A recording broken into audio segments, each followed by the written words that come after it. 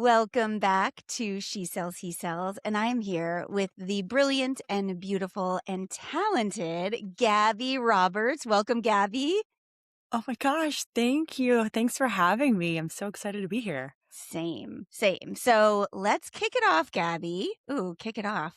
That was a good little I love pun for you. it. Um, Yes. let's kick it off with the idea you are selling us today. So, what are you selling us today? My big idea is you have to become it before you receive it. Ooh, you have to become it before you receive it. I am 100% buying this I love it. because I have learned this in my own life, but I want to hear about what this means to you. So, give us like the quick little pitch of what that means to someone who's hearing an idea like this for the first time. Yeah, I think becoming it before you receive it is just the idea that you have to show up ready for whatever opportunity or whatever job or whatever you're trying to do. You have to show up ready for that before it comes to you. I get into the woo woo a little bit of Mhm. the manifesting, but it's that idea of showing the universe, showing the world that you know what you want and you've put in the work. And I'm also a big believer, and you have to be ready for things because you can't learn on the spot. You have to have the tools to get there and thrive in whatever you're trying to go after. Yes. All right. We're going to dig into it. But I know this is probably not something you knew from a very young age. Is that correct? Yeah, I was very correct. Okay, okay. So let's get started in your story, but I really want to start at a pivotal moment. So before we started recording, you were telling me about this moment in the pandemic that really changed everything for you. So tell us about that. Yes, a little bit of backstory for it. I, out of college, had moved back home with my parents in Chicago, and COVID was cute for a second. And then True. it was not. In my head, had a loose plan of saving some money, moving to New York, pursuing becoming a Rockette. COVID hits. And it kind of shifted my focus a little bit. I had a boyfriend at the time who is now an ex-boyfriend, of course. But he kind of shifted my focus from dreams to practicality, which is not Mm. anything against him, but how are we going to make money? How are we going to live? So as I kind of got engulfed into that, which I'm also a big believer in, you are who you surround yourself with. I kind of got into that idea of opening a Pure Barre studio. I was teaching. My aunt had a location. She was like, "You can use this location. Everything's going to be great." And I was actually going through with it. I had meetings with corporate, a few meetings, and fast forward to it was Halloween. I got COVID. Oh. Really thought I was gonna, and at the time I was like, "I'm gonna be good. I'm never gonna get it." Mhm. But I got COVID, and this was the time when you had to heavily quarantine. So I am now in my childhood bedroom at my childhood parents' house, in my room even, not even talking to my family members, and also then going through the breakup at the same time. So it all hit me at once. Mhm. And that happened, and I'm very determined, and I'm like, I'm doing this. I'm gonna prove it, and I am gonna open this studio. And I still was taking the steps towards it. And the moment that changed everything is so small in the grand scheme of things. But I remember scrolling on my Instagram feed in the pandemic, and I came across this story, and it was literally just this girl who lived in New York, and she was having a day shopping on Fifth Ave. And I had it was like a punch to the stomach Mhm. of, I wanna do that. Like, what am I doing? I wanna try. I had been, taking the steps to be a Rockette and doing things, but I felt like it was that mindset click of like, I owe myself one more real shot. Like, I wanna go live there. I wanna do this. And I was like, "Okay, when the things start to open up a little bit better, I'm moving." Like, done. And I don't know.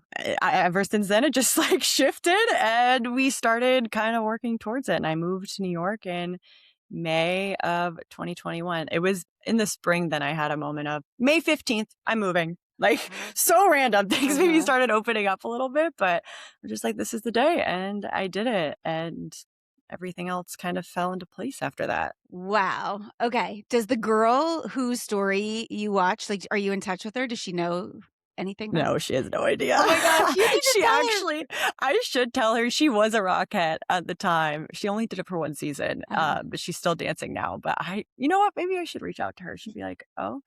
We actually there was a Rockette summer intensive, the last one they had in 2019, and I stood 2 people down from her, and she actually booked the job. They used to, uh, give a few people who went to the April audition, they'd be like, "And now we're offering them contracts," and Mm. she was one of them, and I was like, but it's that girl. Maybe I'll reach out to her. Yeah, that's so cool. I mean, what's so cool, not to get too woo-y, is just thinking about, when you share your life and like you and I both do on social media, like you sometimes are creating these ripple effects that you have no Mhm. idea are happening. Like you think of this woman who literally something that she shared, which was probably so regular for her, just Yeah. inspired you to go change your entire life. Like that is so cool. I love that. Yes, those moments, that's everything for me too, and so much of my why for posting on social media because you have no idea. Exactly, exactly. Okay. So you unquarantine, you leave your bedroom. Like, did you just go tell your parents right away or like what came next? No, the way I actually that's exactly what I did. I don't know the rough within the week or 2, I probably sat on it for a second, and I remember being nervous to tell my Yeah. parents. They have always been so, so supportive, but we're also extremely close. So, I literally walked down to the basement, took, like, a big deep breath, and I was like, "Okay, I'm gonna move to New York." And they're like, "Okay, great. Let's do it." And I was like, "That's it? Oh. Like, what?" And I think for them, I think they probably saw it in me before I did. I'm sure as all parents probably do. They believe in Mhm. their kids and they are like, "Okay, let's do it." And I just started taking steps. I ended up going in the spring for a dance workshop and I met a girl then and she was like, "Hey, you want to sublease my apartment?" I was like, "Awesome, let's do it." And it was kind of the idea of putting it out into the world. And like I said, I don't want to say things fell into place, but Mhm. things started coming up because I was looking for them. So I kind of upped my training again. There was a lot of virtual classes, which was good and bad, but at this point it was good. My parents actually converted their living room to a dance studio. They bought the Oh. Marley floor, they bought mirrors. So I was doing virtual privates, I was doing virtual classes, I was doing my kicking 5 minutes a day, which I'm sure we'll get into later. Mhm. But I was just taking the steps and then I ended up moving. Me and my mom flew, and my dad drove the and my brother, dad and my brother drove the U-Haul, which bless them. And yeah, I moved in and started taking classes and really getting after it. Oh my gosh, your parents sound incredible. They're the best. We love Yeah. them. Yeah. Oh, to convert their what did you say, living room into a dance studio? Yes, I mean, that is like if there's not something I that know. demonstrates supporting your child's dreams, I don't know what it is. Like, that's just it. That's amazing. Yep. So, okay. So many things. One thing that you said that I think is so important to point out, you said, I started seeing things in front of me, or I might be getting it wrong, but talk to me a little bit more about that. Like when you started taking action, all of a sudden you started seeing opportunities. What did that look like? And Yes. how did you shift your brain into that?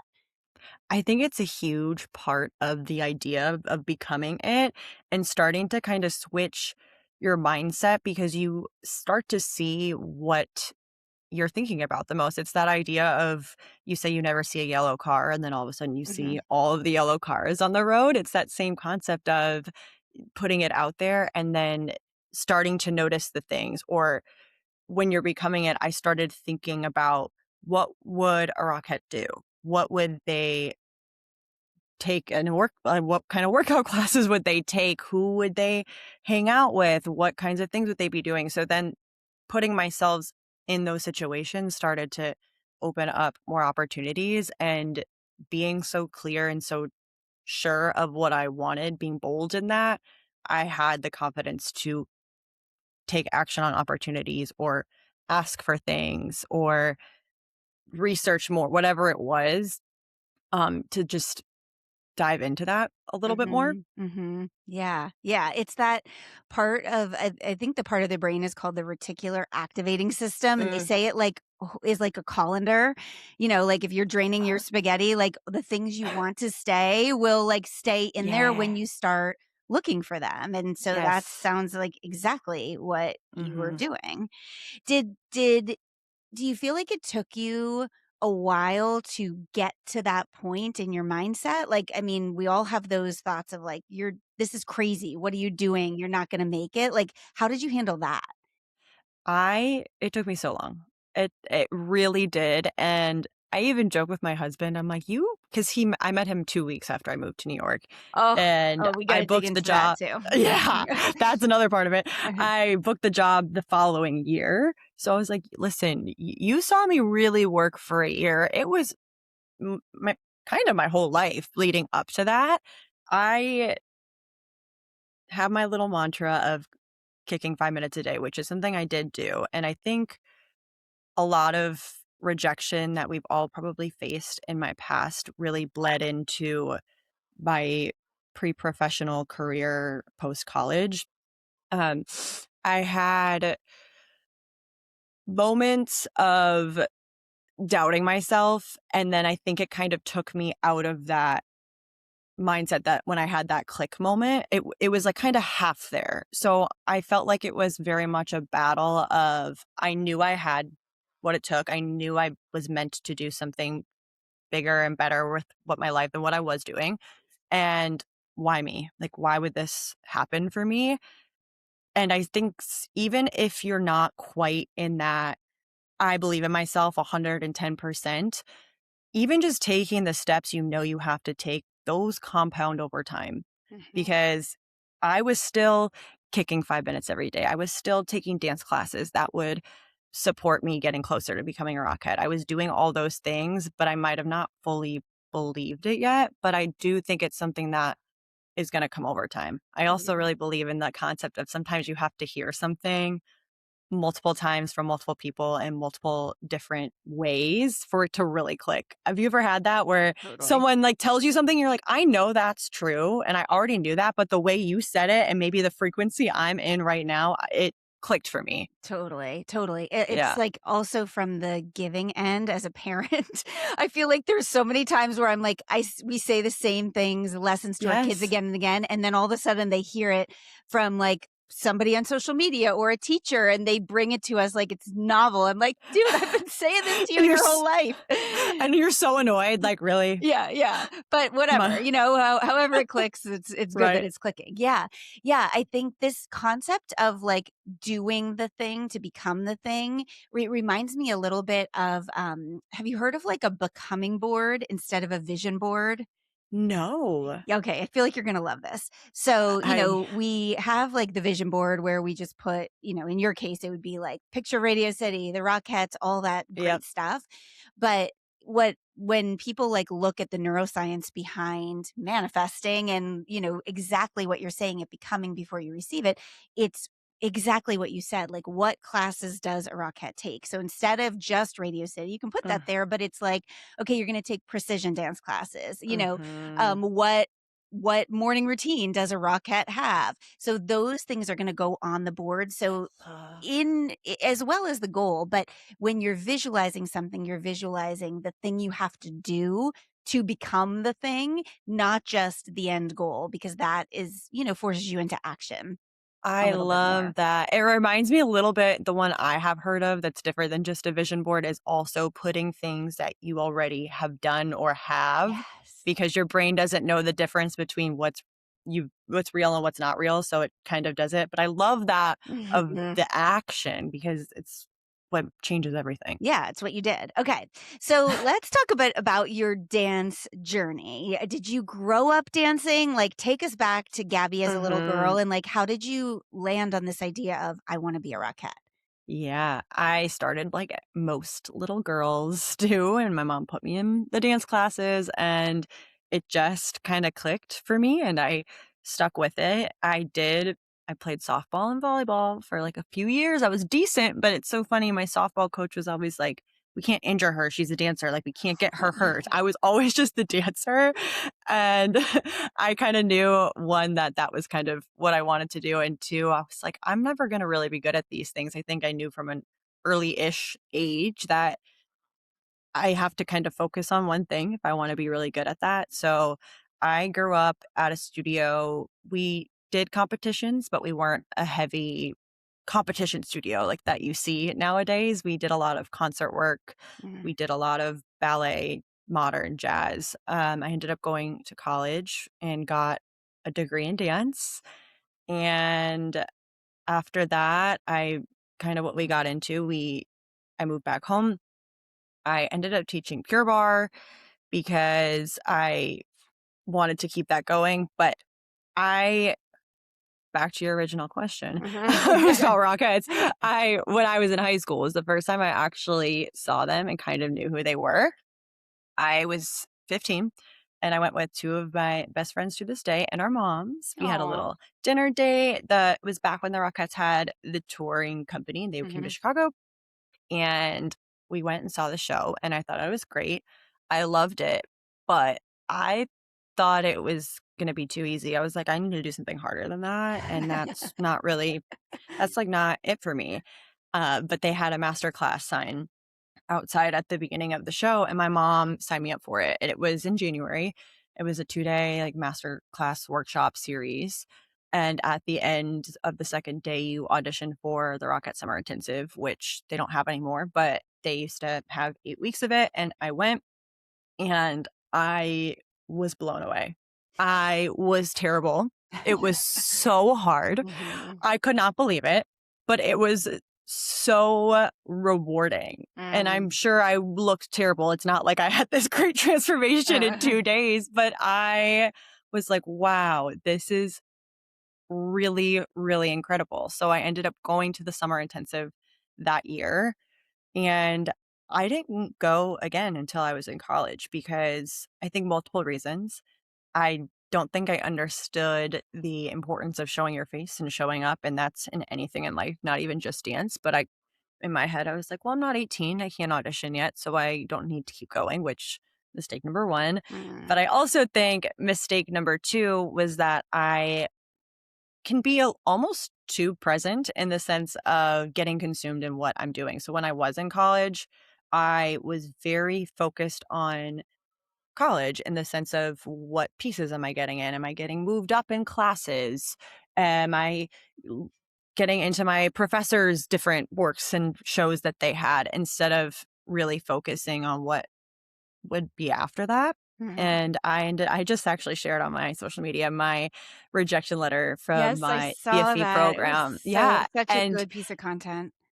And I can't believe I saved those, and I joke, I think it's because my mom's a hoarder, not actually, but she, like, keeps, like, everything, Yeah. sentimental like that, but it was one of those moments where I think it changed everything for me because it caused me to stop and come out of that present little bubble and be like, "Wait a minute, I'm working so hard to give you what you want instead of stopping and thinking about what I want." Do you know what I mean? Mhm. So I Mhm. had a moment of, okay, maybe, and I had people telling me, "Oh, you should do Rockettes. You would be great." And I was like, I think I never really believed I actually could.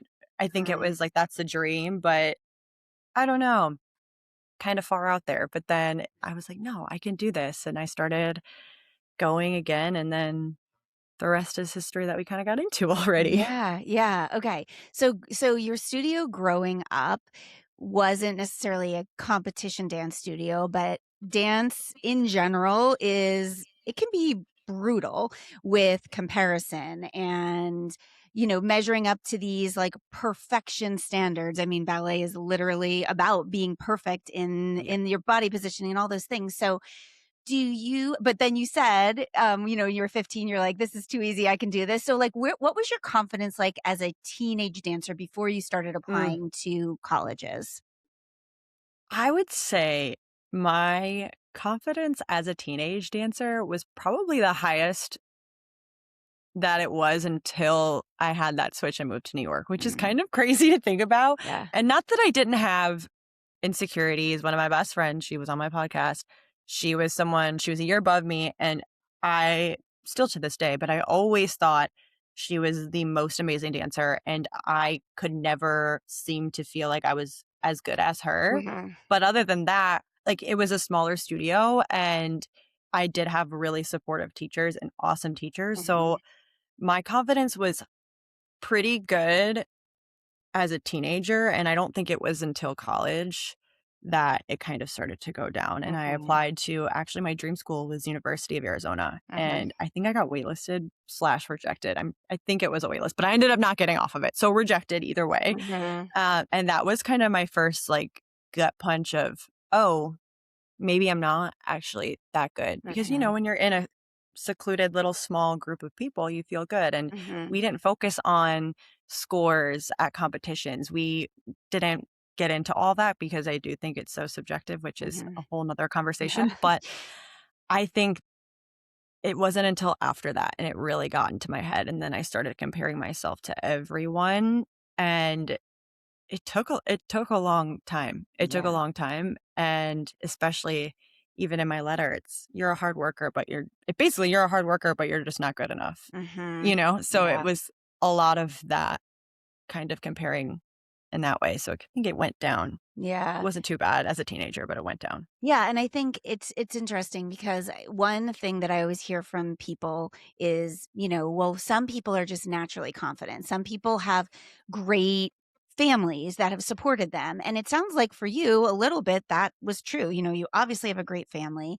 You were in a great environment. But I always say like at some point the world gets you no matter what, like Mhm. at some point every one of us are faced with those like an external source saying you're not good enough, you're not ready for this, and that's where your foundation does matter, but it's really really hard to pick yourself back up no matter what starting Mhm. point you have. Yeah, and I think too, sometimes I found myself feeling, because I did have such supportive parents.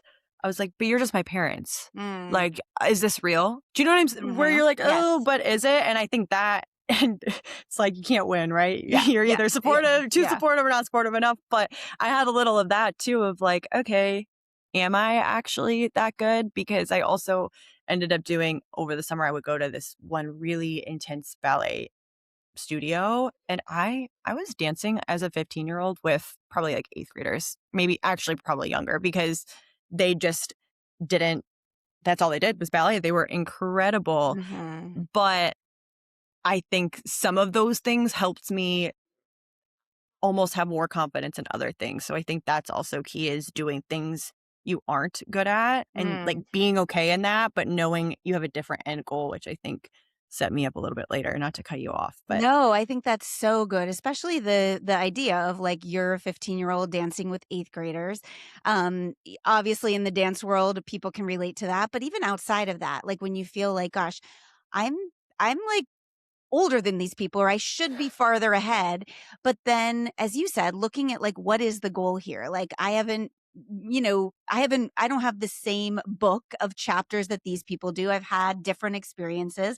And so looking at it as a learning experience, I think is really great. Mhm. The other thing you said, it reminded me of my husband. So both of my daughters are dancers. My middle daughter is in a competition studio and my husband is like, I feel like I hope I'm supportive as well, but we're both, hyping her up. But my husband is like, Brian is just like the biggest hype guy. And so she'll finish anything. And he's like, you are the best one. Did you tell everybody move over because you are the best? Why didn't you win first place? And so it's so cute.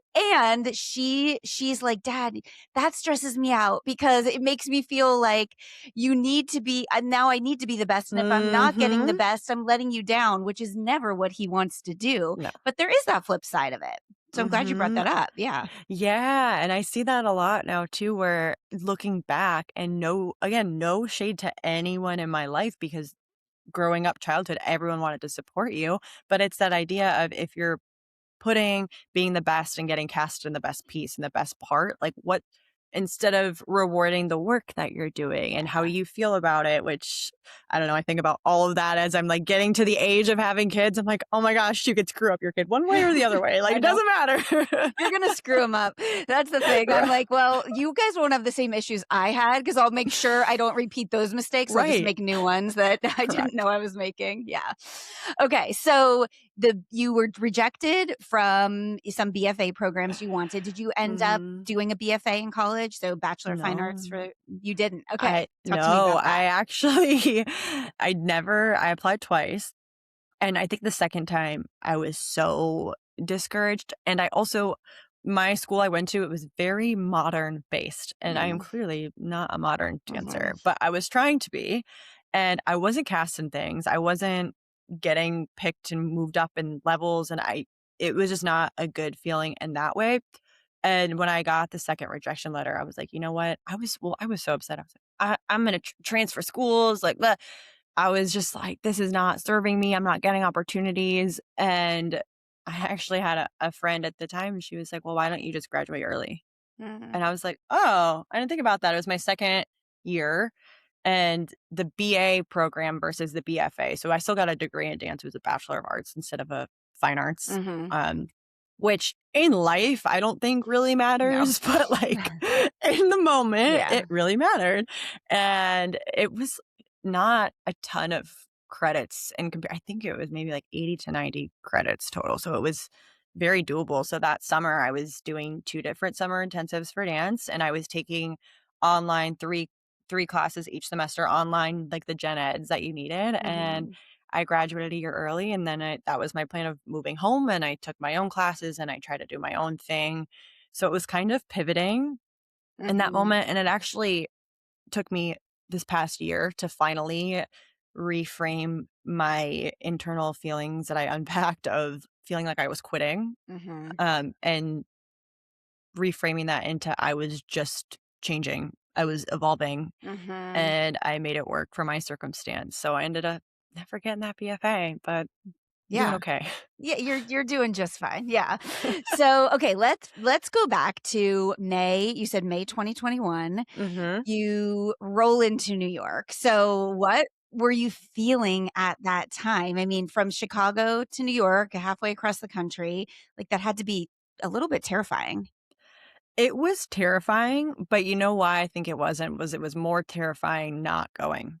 It Oh. was I was so excited. I think it was like a little kid in a candy shop. I remember maybe a week or two after moving there, I had taken class at Broadway Dance Center, and I was walking through Times Square to get to my train, which clearly a new New Yorker at the time because I was so enthralled and loved it. I remember texting my mom being like, "I can't believe I live here. This is Mm, amazing." mm, I was terrified, but again, I think I kind of let myself sit in that half committed, half not committed period of my life for so long that I think that took away the fear. No, so I don't recommend doing that, mhm, or I think I would have had more fear if I had more to lose, I guess. mhm, mhm, But it was just exciting. And I also think something that benefited me as opposed to someone maybe moving fresh out of college was I had a good job I was walking into, and I think that was everything because I had taught at Pure Barre at that point for maybe 3 years probably ish. Yep, like around 3 years, and it's an easy transfer, and in New York mhm. City, it's this big whole conglomerate of 15 studios now, I think, and Wow. 100 plus teachers. So I was thrown in and kind of had that community. And I think even as a dancer, and specifically in the precision world, it's a smaller group of people. And it was fresh out of COVID. So everyone was kind of moving. Everyone was Mhm. like, I need friends. I just got here. So I think I was very fortunate and blessed in that sense of having groups of people that I had right away, because I think if I was alone and isolated, it would have been a lot different. So I think that's something that anyone can do if they're trying to move or take a leap in some way, is just making sure you have connection, because I think Yeah. that's what it's about at the end of the day anyway. Yeah, and what I'm hearing is one of my favorite things to say is, like, you just have to get so sick of the appetite of, like, eating your own BS, which is kind of a gross Mhm. analogy, I guess, but it's the idea of like, I'm just so tired of believing these lies about myself. I'm Yep. so tired of thinking I can't do it or I'm not good enough. And the hunger Mhm. for your potential and what is possible for you has to outweigh like the comfort of I'm just Yes. going to stay here. And that sounds like exactly where you were. 1,000%. I love that. And it's a hard pill to swallow, especially for Totally. someone like me where in my head, I was working hard and I was doing all the things. And Mm, not to say that I wasn't doing everything I could at the time, but you're so right. It had to get to that place of, you know what? Why not me? Instead yeah. of why will this happen for me? Like, why not? Yeah. And so Like, you just because yeah.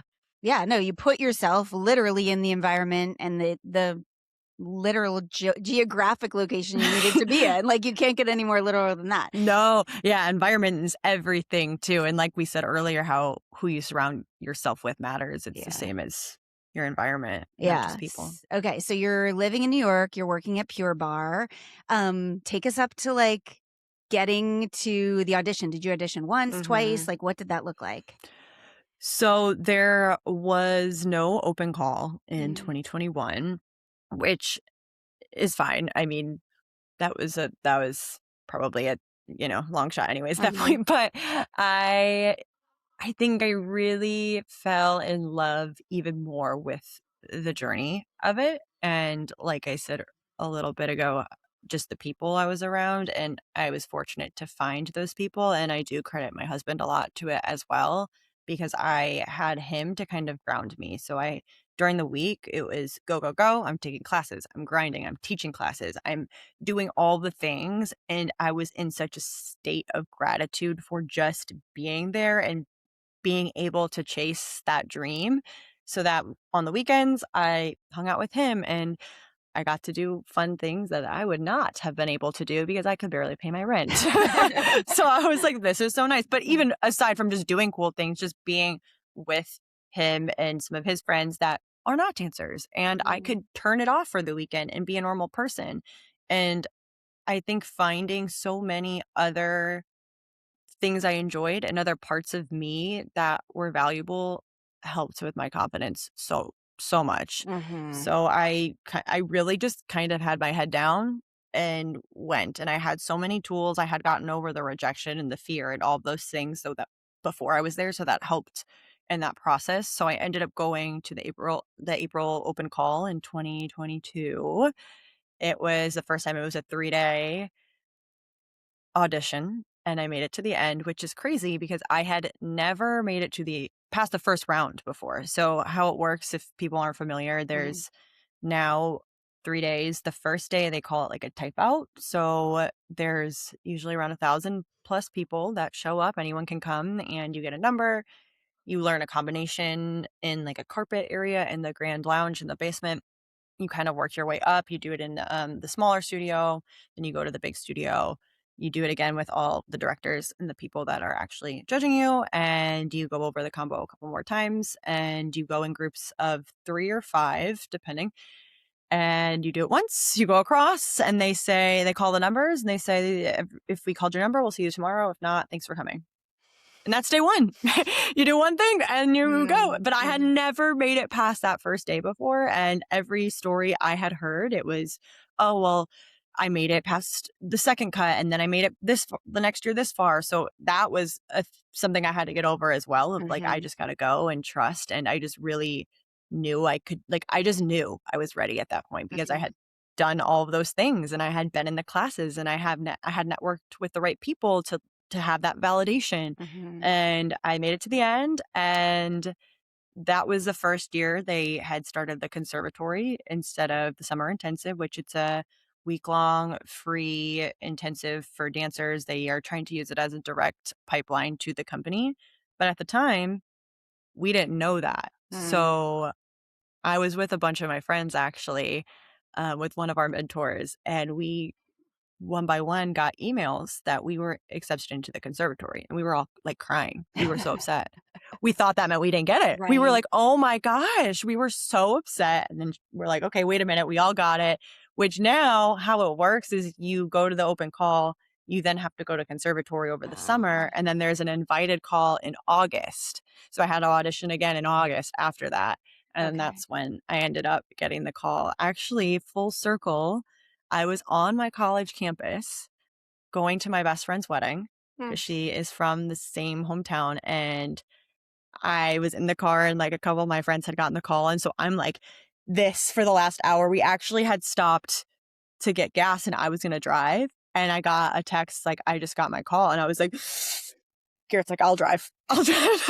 So Uh-huh. he kept driving, and then he got lost, and so we had to pull into a parking lot to turn around, and that's when it popped up, Oh New my York, and gosh. Oh my I was gosh. crying, and it was actually so sweet. As my best friend from college, and she had a cookie cake waiting for me, and it said, Mm. "Our favorite Rockette" on it, and I was like, "Oh my god," it was so sweet, but I was like, "What? You already had that?" She was like, "Well, if you didn't get it, I was just gonna not give it to you." But that's some good manifesting from my friend, though, so we love Seriously, that. seriously. Oh my gosh. So, what was it like wait, like, how long was it from when your friend said she got the call until you got yours? Was that a while?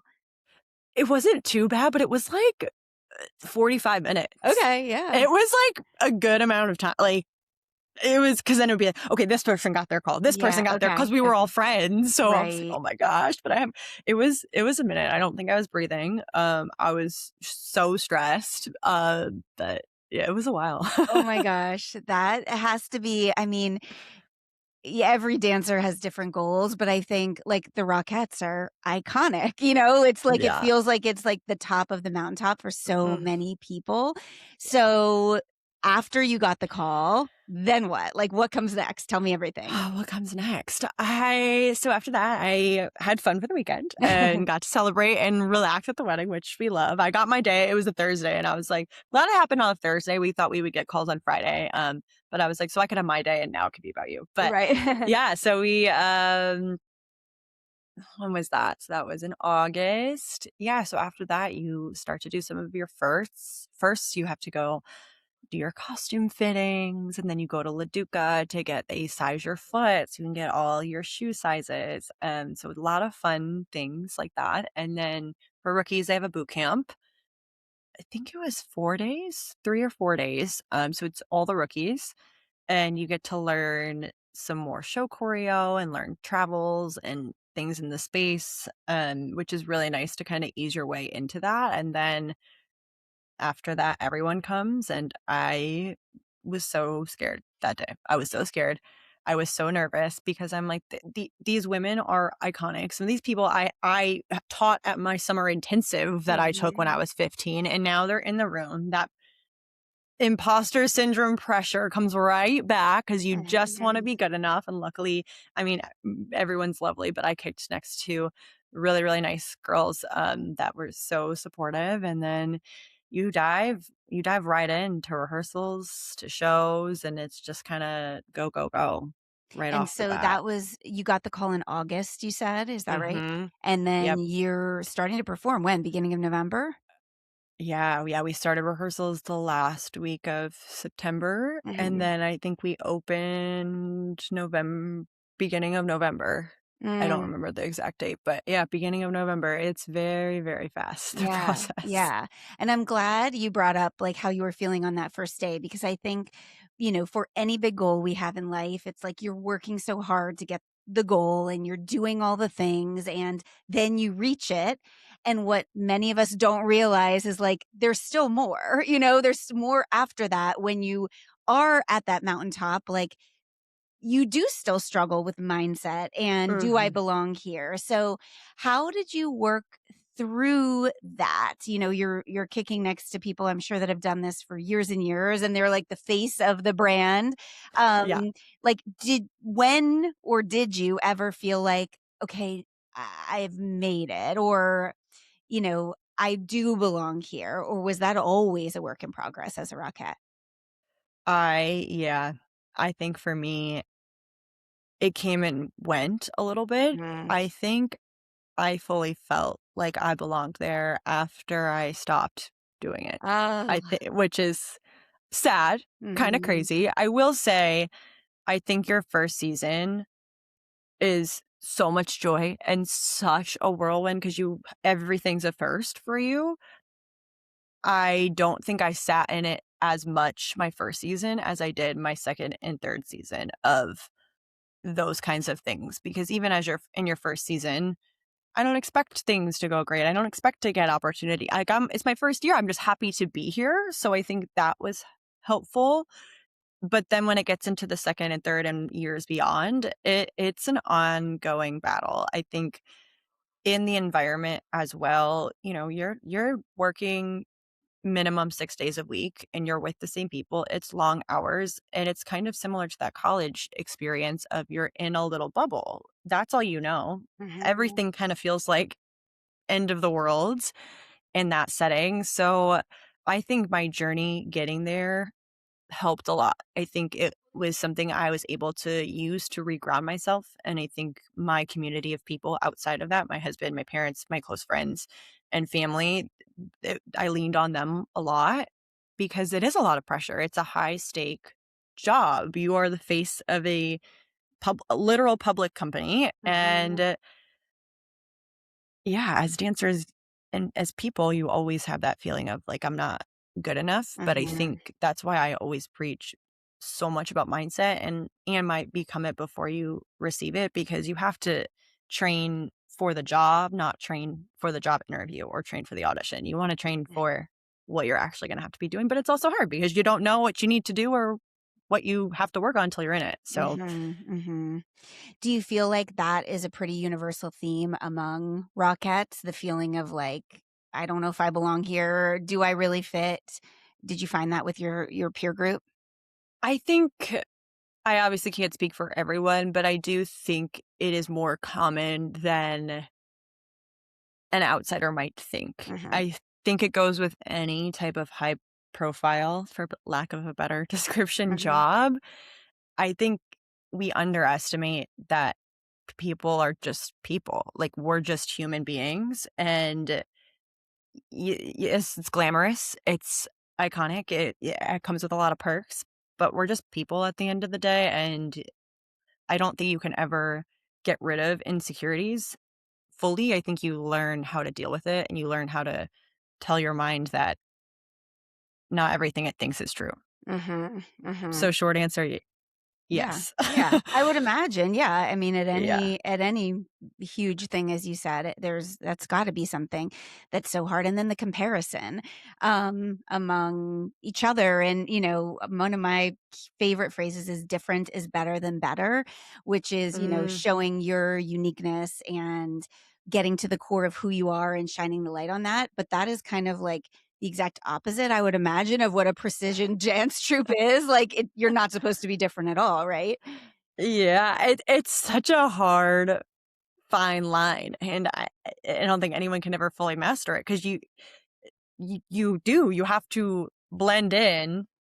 But then there's also people that your eye is naturally drawn to, and Mhm. sometimes it's not in a bad way, sometimes it's in a bad way, but Mhm. sometimes it's finding that what makes me special in a company that you're supposed to be the same Yeah. and not special. Yeah, so it is hard in that Yeah. way. Yeah, that's tricky. So I think I started following you on TikTok, like, I don't remember when it was, but I remember following you on TikTok, like, while you were still in it, and Mhm, so it's so interesting now because I feel like many Rockettes have this content creator side of them. So can you talk about, like, how that came about, and was there a mhm. pressure to do that, or is it just for fun? Like, how did you start in content creation as a Rockette first? I like to joke that I feel like I was the first one doing it I feel because like maybe to you were too. I'm not gonna I was lie. like no, I was like, everyone's because when I started doing it, I was so self-conscious. Like, I was very afraid to do it because of what people would think of me, which Mhm, is something I'll always be working on, but I have a lot less of that now. I actually s I have a different Instagram account as well, like my mhm, real one I've had my whole life, and one of my best friends who was also a Rocket with me, she was like, "Just make a new Instagram account if you're worried about people seeing it." And for the longest time, I didn't do it because I was like, "No, I need to just get over this. I need to get over it."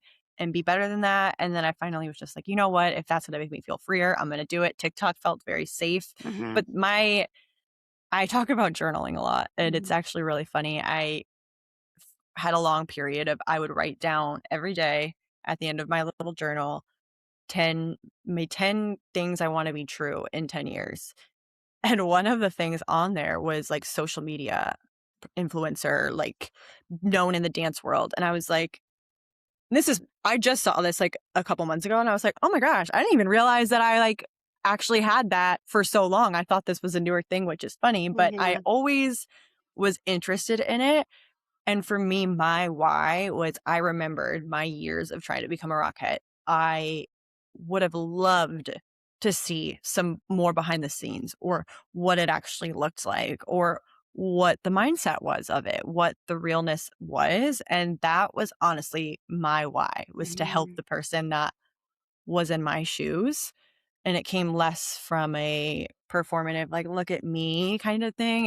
That was my original why, and honestly, I just started. I just was like, "Okay, I I hope you didn't start following me too soon," because I look back at some of those videos and I'm like, "Oh my gosh, what I was love them all. happening?"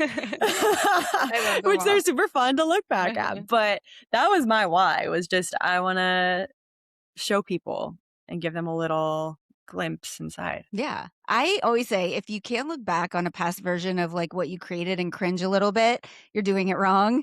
Because I Yeah. think you have to start before you're ready and do things that you're going to look back and be like, Yep. I can't believe I did that. Look how far I've come. Like that's amazing. That's growth. It's the same thing I say when I look back at videos when I first started taking precision workshops. Yeah. I literally say this all the time. If I realized how far I had to go, I might have not kept going. Like I was so like, "Oh, this is great." And I'm like, "Oh my gosh, girl, like I couldn't even pick up the choreo." Yeah. Like, and Yeah. that's always been one of my strong suits was learning quick study. And for precision, I was like, I don't even know what comes next. So Yeah. I agree. Yeah, yeah. My daughter, Emmy, who's the competitive dancer, she has like a video or a album on her phone of like old dance videos of her. And she's one point, she was like, I want to delete all these. They're so horrible. And I'm like, you're going to be so glad you have those. Also, they're going to make great content one day, like the transitions, Yes, Yeah. yes.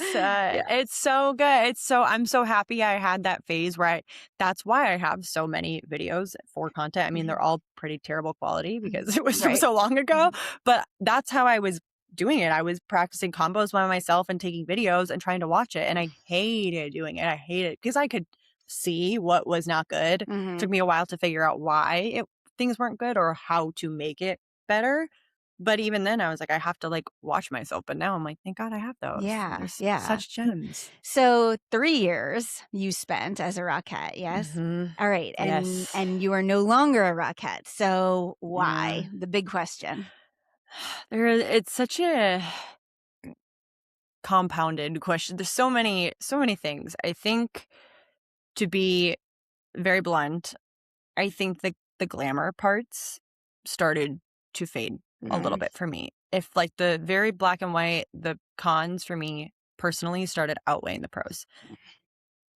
I think another big factor was I was married. I was living in Houston part-time, and I did that after my second season, we moved into this house, and it was hard, and it was very difficult to start to find my roots and find community here and find friends when I felt like I had, like, a clicking, like, deadline. Like, "Oh, Mhm. well, I gotta do it before September, gotta do it before," like, and for no reason, for, like, silly things, like, "I gotta get this figured out before then," and I didn't love that at all, Mhm. and I think that after my 3rd season I didn't decide I wasn't gonna go back until beginning of April, like, maybe a week or 2 before you have to re-audition, and I just had this very gut feeling of I I'm being pulled to something else.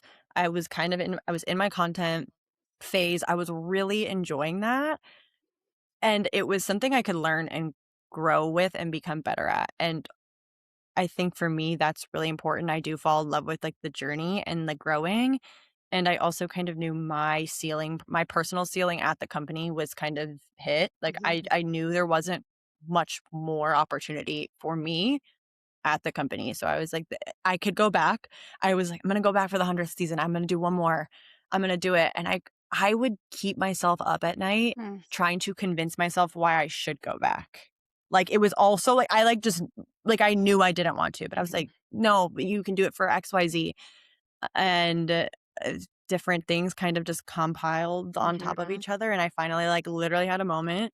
I was in New York and with 2 of my friends, and I, like, was like, "I can't go back." I started, like, I was crying. I was crying. I called Garrett crying. He's like, "What's going on?" I was like, "I'm not," and I was like, "I'm done." I was like, "I can't go back." Mhm. I just couldn't, and it was, like, a grieving process, like, Sure. genuinely, and because I didn't post publicly about it until closer to when rehearsals were starting, Mhm, and I'm sure you've seen because you follow me, I've been mhm. on such a journey with my content because for so long, I then was like, "I'm not a dancer anymore.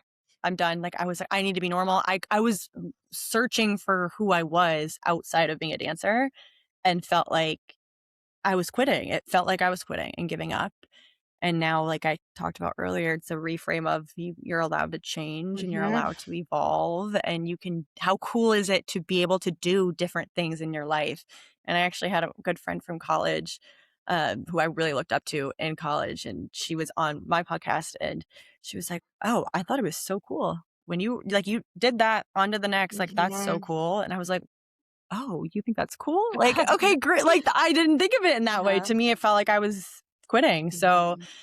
long story long, a lot of different reasons, I guess. Yeah. But I just kind of like the same reason I moved to New York of that gut feeling of this is no longer aligned with me. And I feel like now every day I'm taking steps towards what is next and what is more aligned with me. Yes, I love that. When you know, you know.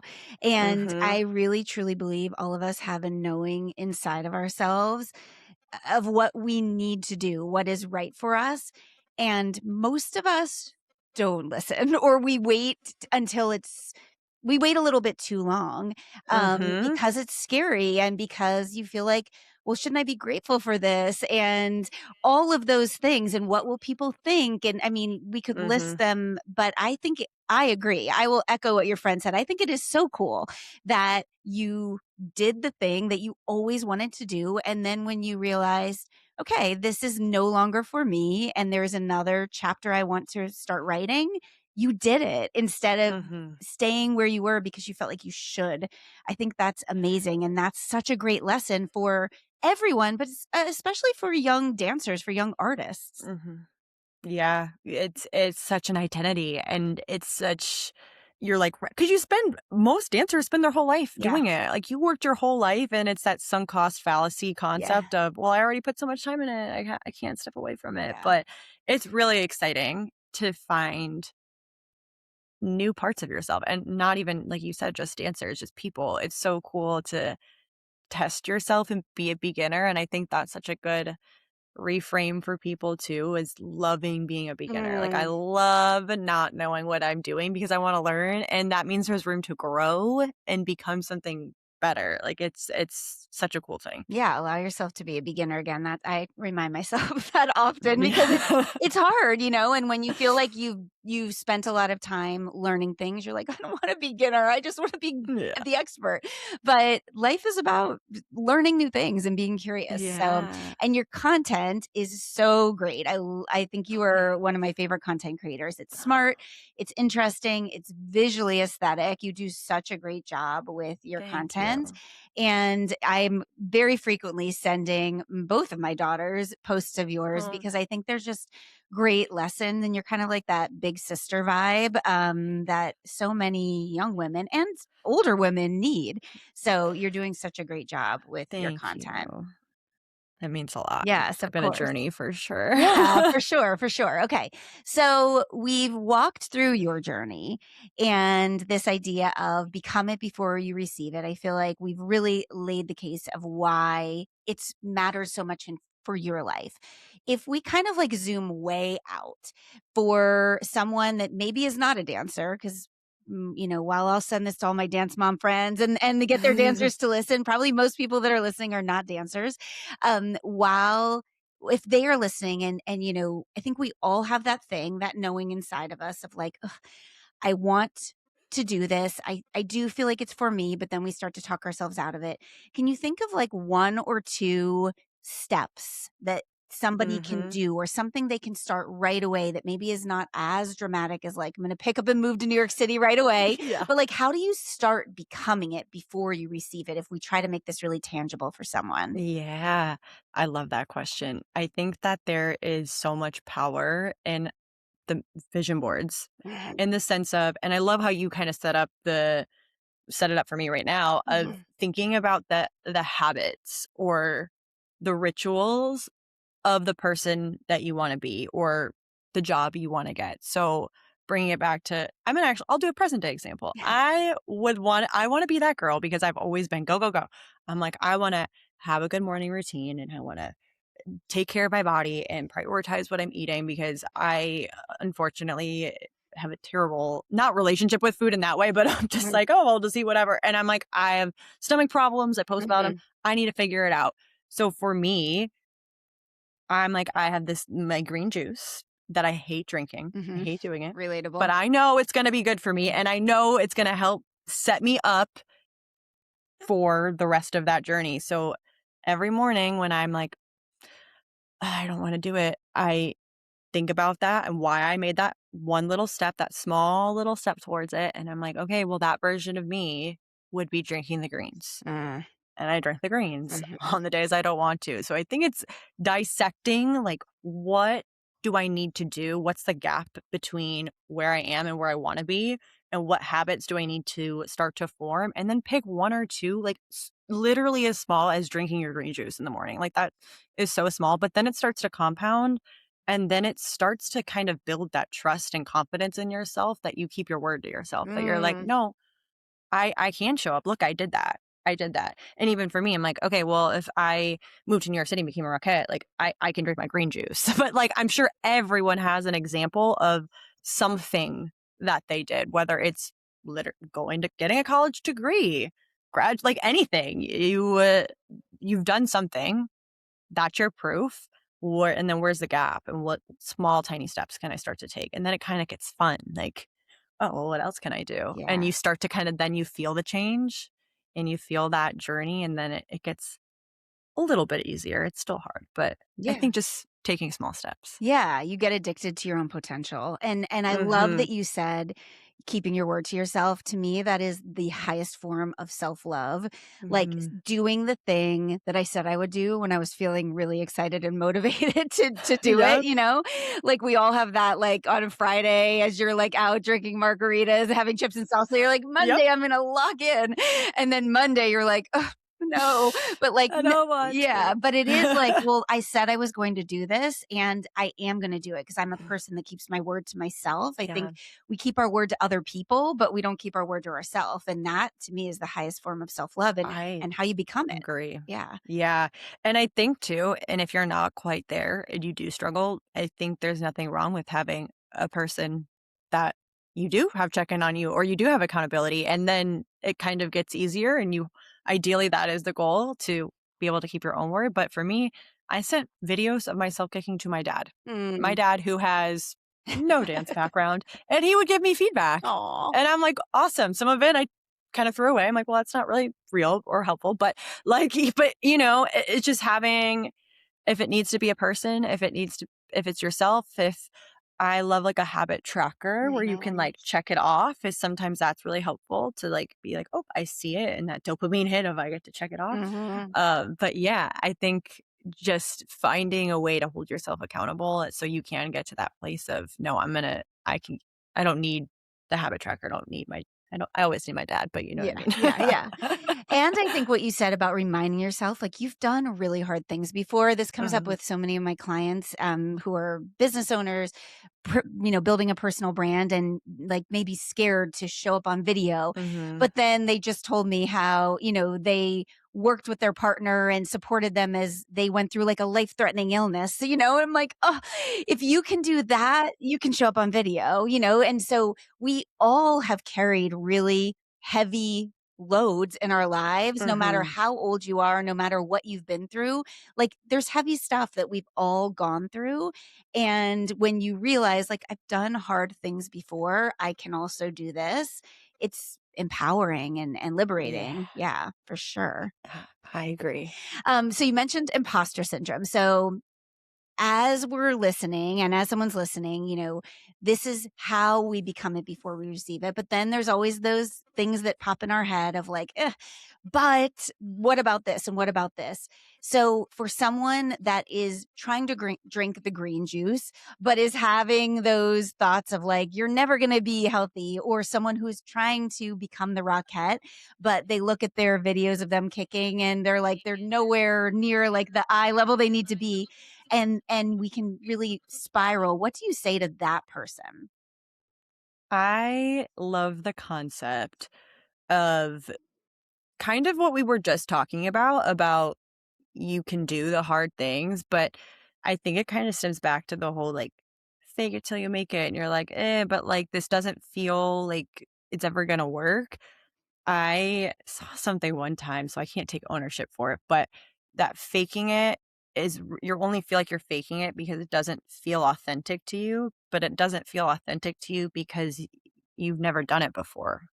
So I like think back to like literally like a baby who is trying to crawl or trying to walk. Like that's not authentic. Mhm. They don't know how to walk, but they're crawling, they're getting up and they're falling down and now they're walking. Like you wouldn't say to a baby like you're fake, like you're not authentic because you're trying to walk. Mm, It's kind of that idea of just like you always are going to like everyone starts somewhere and reminding yourself that you have the power to change your life at any time.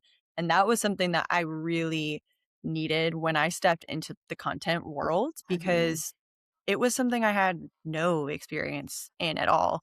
Because even dance for me, I had been dancing my whole life. That felt like second nature to me. But I was like, who am I to start a podcast, to post content, to act like this certain way? But you can change your narrative at any time. And we're all just products of our environment. So if you mhm. just take that ownership back of like, I can believe and become whatever I want to be. But I think like the believing it part is it just takes time. And I think also giving yourself grace because it does take time. Like we Mhm. touched on earlier, I thought I was doing everything and it took me I graduated college in 2018 and I booked in 2022. That's a 4-year span of me going through it. It did Mhm. not happen overnight and nothing good or worth it happens overnight. Absolutely. Yeah. What about the person who is really stuck in the fear of what other people will think? Mm. So kind of getting weighed down with the opinions of others. Gosh, don't I know it? Don't I like, I identify as a recovering people pleaser because, Same. like I did say, that was what held me back for so long.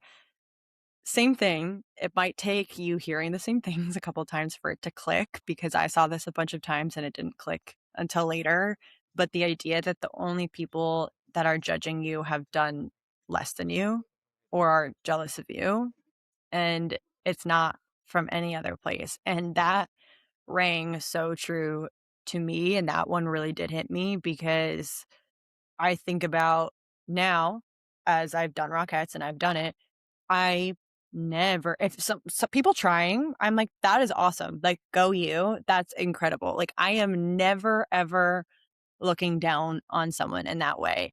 And again, taking it back to something you've already done, maybe in your life, like, are you judging a person for doing that? You're probably not. So, like, for me, the best content creators aren't judging other smaller content creators because they're like, oh, yeah, I remember when I was there. Mhm. I think the more you can tap into your why as well is super helpful because if you don't have a strong why, it's hard to outweigh all of the negative things you might be thinking that other people are thinking about you. That's another one of Mhm. what other people are thinking of you is none of your business. And also it's like a weird, I don't, what's the, like that one movie where it's all I can't think of the movie, Mhm. but where you're thinking about what other people are thinking, and then, Uh-huh. like, it's a whole loop of, Yeah, like, like the you're Matrix. like, Yeah. "What?" Yeah, like, what you don't know what other people are thinking of you. Mhm. Um, So, yeah, just remembering that people are not judging you that are supporting you. And if they are one of the people that have done it and they're judging you, like, they're not a good person anyway. So, like, Right. what? It doesn't Right. matter. Right. And my last thought on that is also to think about who you're also helping. And, like, it's almost Mhm. selfish of you to not do the thing that you're being called to do because someone in the world is going to benefit from what you have to offer. So don't be selfish. Mhm. Give it to the world. Yes. That one helped me too. Yes, which is what I tell people when they're worried about selling. Like I don't want to be pushy, sleazy, whatever, whether you're selling an idea, you're selling a product, you're selling yourself. We know Mhm. you're like you were auditioning and selling yourself for this job. Mhm. Like it is actually so selfish of you to hold this thing back because you believe in it. Mhm. So it's our job to Yep. put it out there, which is kind of full circle to where we started because your like big aha moment, your big like tipping point moment was you watching another woman live the life that you wanted to live and by her Mhm. putting herself out there and doing the thing like that then opened the door for you to do the thing in your Yep. own way, which is so cool. Yeah, Yeah. it's that full circle moment of you never know who you're impacting, and as long as your intentions are in the right place, I think that you gotta, like, get over the fear. You gotta just trust that what's on the other side of the fear is so worth it, and fear is just a data point. It's just a tool to tell you Mhm. that it's exciting and you're probably going in the right direction because it's Mhm. scary because 'cause you've never done it before. Yeah. Okay. So let's end on this. If you could go back and tell young Gabby, um, something, and maybe it's not even young Gabby, but maybe it's someone who's just like young Gabby, Mhm. who has this big dream and really wants it.